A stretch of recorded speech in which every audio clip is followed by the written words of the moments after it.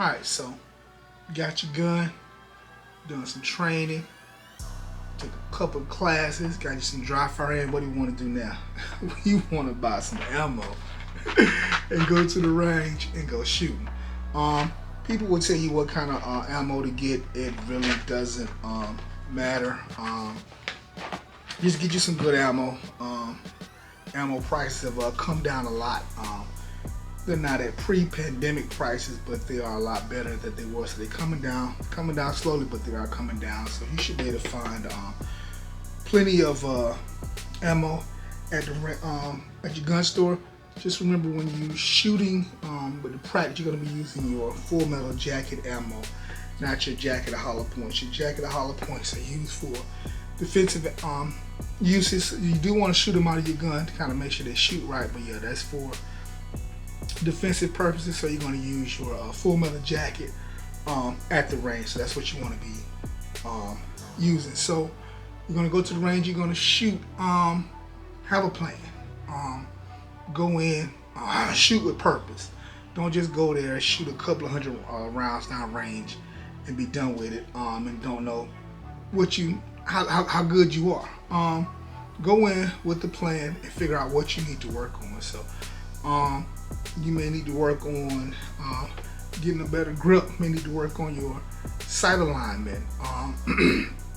Whatever it is, go to the range, analyze what you do, and then go home and practice it with dry fire. Come back to the range, do it again. It's a process. Dry fire is you can practice what you need to work on, and then when you get to the range, you can work on it, and whatever you need help with, you can do that. So that's kind of steps for you know going on. Get you a gun, something that you can afford. It's not too expensive. You don't have to get the guns I recommend. You can go a little cheaper.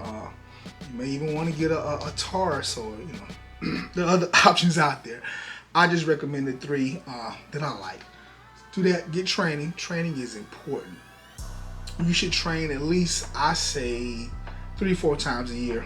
Take a class. I know they can get kind of expensive, $100, $150, $250 sometimes. So, but you do need to get training. So just train as much as you can afford out there. So do your training and then do your dry fire to kind of reinforce your training. So take a training class, then come back home, get your dry fire in. So just practice. And the main things for new shooters and practice on is going to be your grip, your stance, and getting a good sight alignment. So those are the main things. And then from there, you're going to practice on your presentation. When you bring that gun up, you won't want to be out to be searching for your sights. You want it to already be there. Those are things you're going to have to learn, work on, and practice on. So you got your training, go out to the range, and reinforce those skills that you develop with your dry fire. Go to the range with the plan.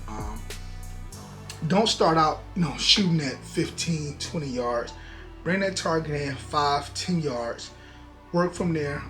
Figure out what you need to work on, and then as you get better, move that target back to 10 yards, 15 yards, whatever it is. That's a mistake I made when I first went out. I was trying to shoot at 20 yards and trying to figure out why it wasn't working, because I read everything, so I knew what I was doing, but brought it in, and then I can kind of see where I was and get better. So those are kind of things you need to do for a new shooter. Hopefully that helps some of you guys out. We're doing a whole series on the new shooter thing step by step, but I just wanted to knock this video out real quick. So do those things, and hopefully you guys can get it great.